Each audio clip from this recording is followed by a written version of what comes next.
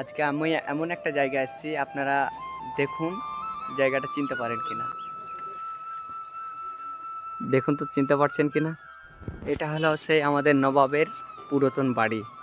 তাই আমাদের বাড়ি এইখানেই। তা আপনারা কন্টিনিউ ভিডিওটা দেখতে থাকেন। আমি অবশ্যই আপনাদের সামনে অনেক কিছুই তুলে ধরার চেষ্টা করব, কেন অল্প টাইমের মধ্যে অনেক কিছুই আপনাকে দেখাবো। এইদিকে বাম হাতে দেখছেন একটা মন্দির, সামনে আরেকটা মন্দির আছে, চলুন আপনাদের দেখাচ্ছি। এইটা আরেকটা মন্দির, চলুন আপনাদের ভিতরে গিয়ে দেখাচ্ছি। সরি, আমি ভিতরে যেতে পারলাম না, ভিতরে যাওয়া আমার অনুমতি নেই, তাই আমি বাইরে ফ্ল্যাশব্যাক করলাম। আগে তো এই জায়গাটা খোলা থাকতো, এখন তালা মেরে রাখছে।